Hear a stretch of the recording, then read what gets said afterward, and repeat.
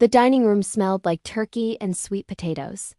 Grandma Rose sat at the head of the table in my parents' house in suburban Denver, her silver hair pinned back, wearing the pearl necklace she saved for holidays. She was 83, sharp as ever, wealthy from a lifetime of smart real estate investments. I loved her more than anyone else in my family. I sat to her right, my fiance Marcus beside me. My mother sat across the table, tense as always. My sister Vanessa was next to her, scrolling through her phone under the table. Dad carved the turkey with mechanical precision at the other end. "So, Jordan," Grandma said, turning to me with warm eyes. "How's my $300,000 graduation gift helping with the house? You and Marcus closing soon?" I froze, fork halfway to my mouth. The room suddenly felt too hot. "What gift?" I said slowly. Grandma's smile faltered. "The graduation gift. When you finished your master's degree in May, I transferred $300,000 to help you buy a house. Have you and Marcus been looking at properties?" The fork clattered against my plate. Marcus's hand found mine under the table, squeezing. "Grandma," I said carefully, "I never received any money from you." "Not $300,000, not anything." The color drained from her face. "That's impossible. I made the transfer myself. May 15th. $300,000 to the account your mother provided." My head snapped toward my mother. She'd gone white, her wine glass frozen halfway to her lips. My sister Vanessa suddenly pushed back from the table. "I need to use the bathroom," she mumbled, nearly tripping over her chair. "Sit down, Vanessa," Grandma said. Her voice was suddenly steel. My sister sat. Grandma pulled out her phone with trembling fingers, opened her banking app, and turned the screen toward me. There it was, a transfer dated May 15th, 2024, $300,000. To an account ending in 7392. "That's not my account," I said. My voice sounded distant, hollow. "Margaret," Grandma turned to my mother. "You gave me Jordan's account information. You said she was too busy with graduation to handle it herself. Where did I send my money?" My mother's breath came in short gasps. Her hands shook. "I can explain ... Mom," my voice cracked. "Where's the money?" Vanessa started crying. Loud, ugly sobs that made everyone flinch. "We needed it," my mother gasped. Vanessa's business was failing. She was going to lose everything. The house, her car, her credit. "You stole from me," I whispered. "It wasn't stealing." Mom's voice pitched higher, desperate. "It was family helping family. Vanessa needed it more than you did. You have Marcus, you're doing fine. I'm renting a one-bedroom apartment." I stood up so fast my chair tipped backward. "I've been working 2 jobs to save for a down payment. Marcus and I have been eating ramen 3 times a week to save money. And you..." I couldn't breathe. Couldn't think. "You gave my $300,000 to Vanessa." Grandma's face had gone hard as granite. "Margaret N. Porter. You committed fraud. That money was designated specifically for Jordan. She's my daughter too." Mom was crying now, mascara running. "Vanessa was desperate. She would have been homeless." "So you made Jordan homeless instead?" Marcus's voice cut through the chaos. He'd stood up beside me, his hand still gripping mine. "You took her future?" Dad finally spoke, voice quiet and defeated. "I told you this would happen, Margaret. I told you she'd find out." The betrayal of that statement hit like a physical blow. "You knew?" I looked at my father. "You knew they stole from me?" He couldn't meet my eyes. "Everyone out," Grandma said. "Except Jordan and Marcus. The rest of you, get out of my sight while I figure out what to do about this. This is my house." Mom protested. "And I paid off your mortgage 15 years ago," Grandma snapped. "Out. Now." They left. Vanessa sobbing, Mom hyperventilating, Dad silent and ashamed. The door clicked shut behind them. I sank back into my chair, the room spinning. The pattern had been there my entire life. I just hadn't seen how deep it went.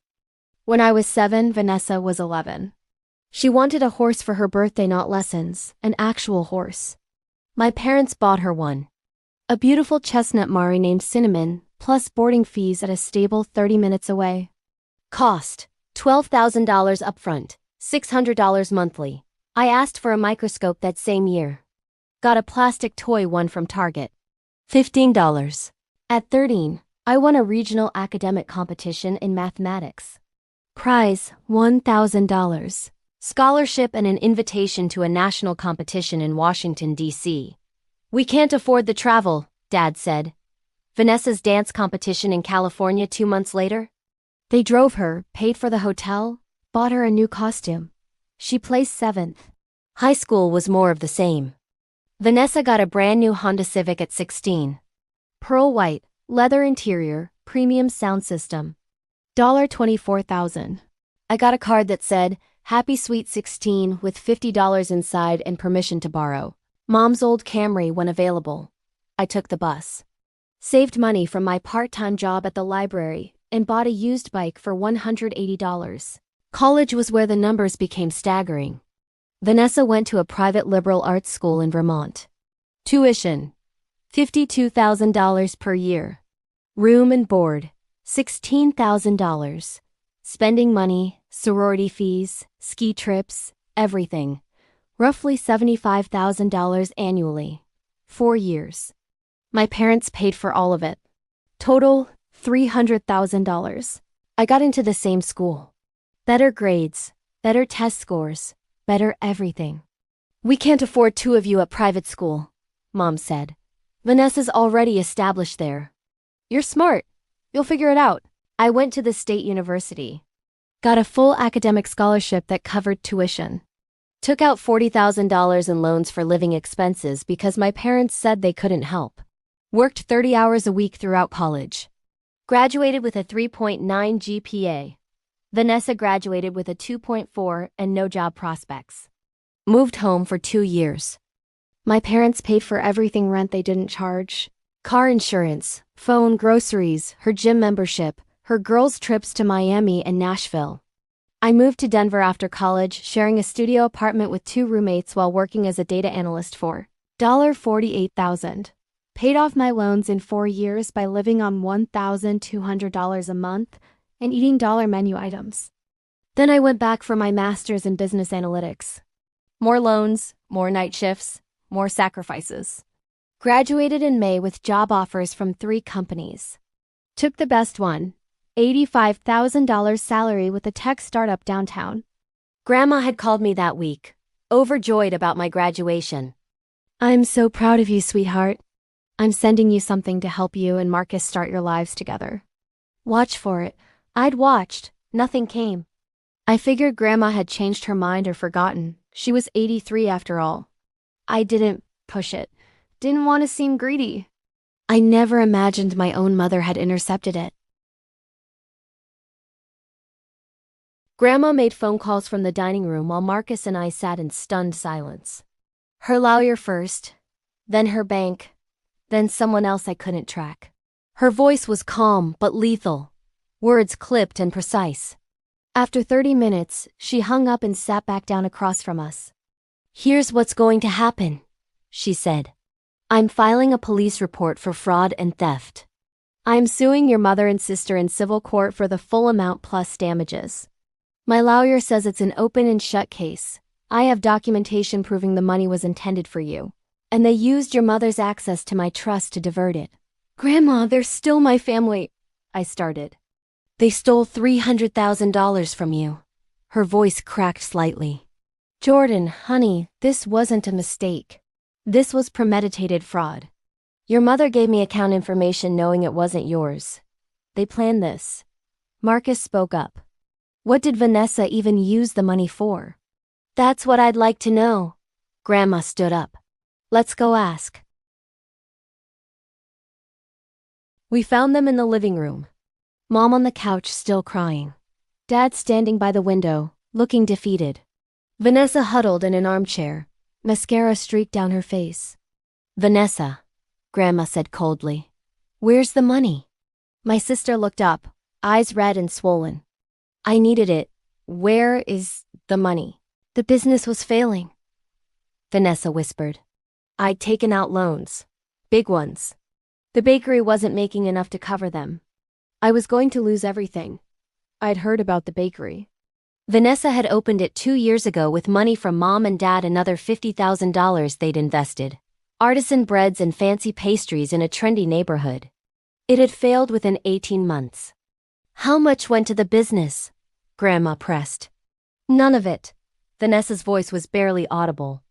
The business was already closed by May. I used it for other things. What other things? Credit cards. I had $40,000 in credit card debt. The room spun. You bought a fucking Mercedes with my money? I needed reliable transportation. Vanessa shot back, suddenly defensive. My Honda was old. IT was 4 years old. I screamed. I drive a 2015 Corolla with 140,000 miles and a broken AC. You bought a Mercedes with money that was supposed to be mine? You're doing fine without it. Vanessa stood up, tears still flowing but voice gaining strength. You have a good job. You have Marcus. You've always been the smart one, the successful one. I needed help. And I didn't? My voice broke. I ate ramen for years. I worked 2 jobs through grad school. I have student loans. Marcus and I have been trying to save for a house, and it is taking forever because rent keeps going up and we can barely put away $500 a month. But sure, Vanessa. You needed a Mercedes more than I needed a future. Girls, Mom tried to intervene. No, Grandma cut her off. Margaret, you enabled this. You taught Vanessa that she deserves what Jordan earns. You've been doing it their entire lives. And now you've committed fraud to continue the pattern. I'm their mother. Mom's voice pitched into hysteria. I get to decide how to help my children. It wasn't your money to decide about. Grandma's composure finally cracked. I gave that money to Jordan. I earned it, I saved it, and I designated it specifically for her. You had no right. Dad finally spoke. Rose, we'll pay it back. With what money? Grandma turned on him. You're both retired on fixed income. You have maybe $80,000 in savings. Where are you going to find $300,000? Silence. That's what I thought. Grandma pulled out her phone. I'm calling the police. This is theft, fraud, and probably elder abuse since you used my trust in you to commit the crime. Wait! Vanessa jumped up. I'll sell the condo and the car. I'll give back whatever I can. You'll do that anyway, Grandma said. Through the courts. But it won't be enough. The condo has a mortgage. You only put down $150,000. Market's changed. You'll be lucky to break even after fees. The car? You've driven it for 6 months. It's worth maybe $45,000 now. That leaves over $100,000 unaccounted for. Plus Jordan's lost investment opportunity, that money could have grown. We're talking damages well over $400,000. Mom made a choking sound. Vanessa went pale. You're going to destroy us, Dad said quietly. No, I said, finding my voice. You destroyed yourselves. Grandma made the call. 2 police officers arrived within 20 minutes. We gave statements, me, Marcus, Grandma. Mom and Vanessa refused to speak without a lawyer. Dad just sat there broken. The officers took copies of Grandma's bank records. The account information Mom had provided. Everything. This is definitely fraud, the younger officer said. Financial Crimes Division will follow up within a week. They left. So did we. Marcus drove while I sat in the passenger seat, numb. Grandma was in the back making more calls. Lawyer, accountant, someone from her investment firm.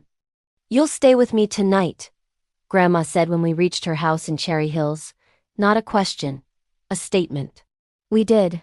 Slept in her guest room with the antique furniture and the view of her garden. I didn't sleep much. Just stared at the ceiling processing. $300,000. Gone. Given to my sister who'd spent it on luxuries while I scraped by.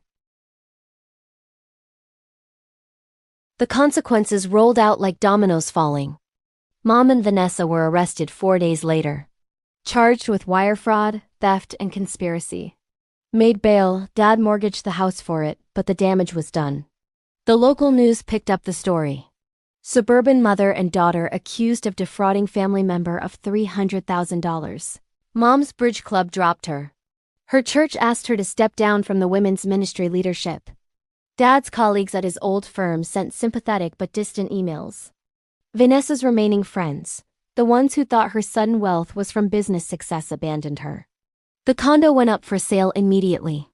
She moved back in with Mom and Dad. The Mercedes got repossessed when she couldn't make payments without the cushion. The civil suit moved faster than the criminal case. Grandma's lawyer was ruthless and expensive. Vanessa filed for bankruptcy in February. It wouldn't discharge the judgment, can't bankrupt your way out of fraud, but it crushed what little credit she had left. Her condo sold for $15,000 less than she owed on the mortgage after fees. The Mercedes brought in $42,000 at auction. Mom and Dad's house went on the market in March. They couldn't afford the mortgage. Payments after Dad's equity loan for bail.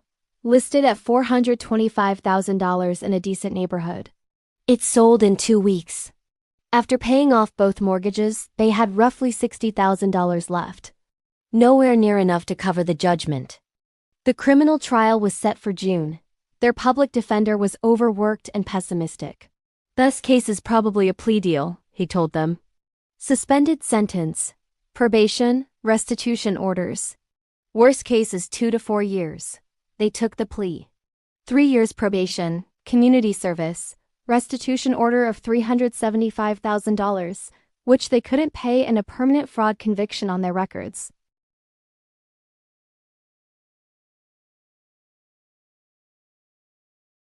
I didn't go to the sentencing. Neither did Grandma. We'd said everything that needed saying in our victim impact statements. But Marcus and I closed on a house in April. Grandma gave me the money again, this time wired directly to my personal account that no one else had access to. The house was a renovated Craftsman in the Wash Park neighborhood. 3 bedrooms, updated kitchen, a backyard with mature trees. $550,000. With the down payment and our savings, the mortgage was manageable. We moved in on a sunny Saturday in May, almost exactly 1 year after my graduation. Marcus carried boxes while I directed traffic. Grandma came by with champagne and pizza. To Jordan, she toasted in our empty living room. Who deserved this all along? I cried. Happy tears this time. Relief tears. My mother called in June.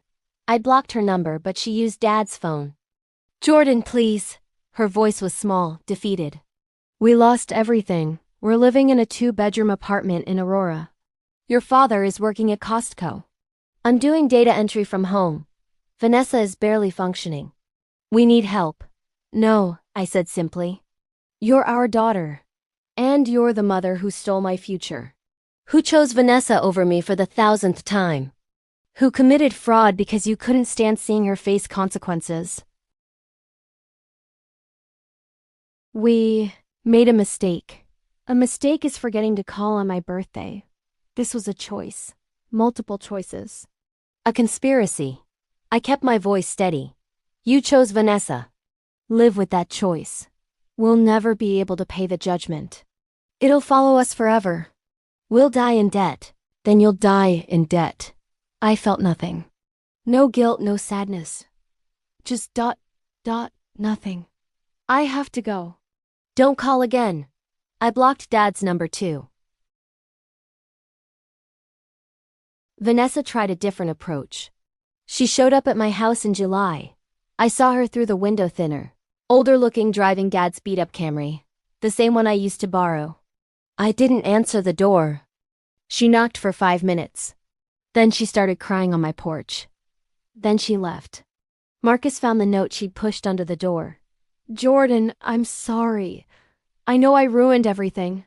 I know I don't deserve forgiveness. I just wanted you to know that I understand now what it felt like. To have nothing. To be nothing. I'm sorry. I read it twice. Then I threw it away. Understanding wasn't the same as restitution. Sorry wasn't the same as justice. A year after Thanksgiving, Marcus and I hosted our own celebration. Just us, Grandma, a few close friends from work. Our dining room table was new. Wood we'd picked out together. The food was catered because I couldn't cook like Mom, but I could afford good food. Grandma sat at the head of the table, 94 now, but still sharp. "I'm proud of you," she told me as we served pie. "Not because you bought a house or because you're successful. I'm proud because you knew your worth. You didn't let them convince you that settling for less was noble." "I learned it from you," I said. "No, honey. You already had it. I just reminded you." That night, after everyone left, Marcus and I stood on our back porch. The November air was crisp, stars visible above the city lights. The house behind us was warm, paid for hours. My phone buzzed. Another blocked number. I silenced it without looking. "Do you ever feel guilty?" Marcus asked, arm around my shoulders. "No," I said honestly. "I feel free.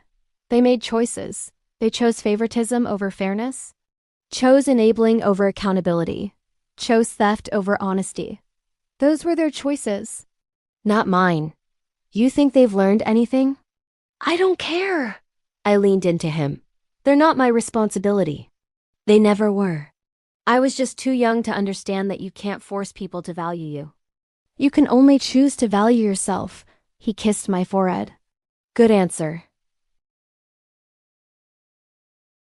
2 years later, I got a letter from my father, forwarded through Grandma because he didn't have my address. "Jordan, your mother's health is declining. Cancer, stage 4. She's asking to see you before. She wants to apologize. Please consider it." Dad, I put the letter in a drawer without responding. 3 weeks later, another letter. "She doesn't have much time. I know we don't deserve forgiveness. But please, let her say goodbye." Dad, I threw that one away. Mom died in February.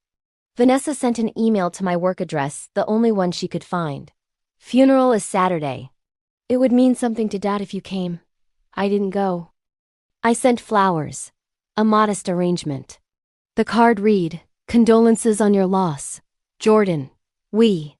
Formal, distant. Final. 5 years after that Thanksgiving, Marcus and I stood in the same dining room. Our daughter, 8 months old, named after Grandma Rose, babbled in her high chair. Grandma herself, 99 now and slowing down, sat beside her great-granddaughter, beaming. "She has your eyes," Grandma said. "She has your stubbornness," I countered. "Good." Grandma winked. "She need it." My phone was silent. Had been for years. No blocked calls, no desperate pleas, no guilt trips. Dad sent a card every Christmas, just a card, no letter, no requests. I never responded. Vanessa had moved to Texas last I heard. Working retail, living alone. I didn't track them, didn't wonder, didn't care. I built a life that didn't include people who proven they steal from me given the chance. Built it with people who valued me, Marcus, Grandma, friends who showed up, colleagues who respected me. My daughter would never know what it felt like to be the lesser child. Would never watch her sibling get everything while she got scraps.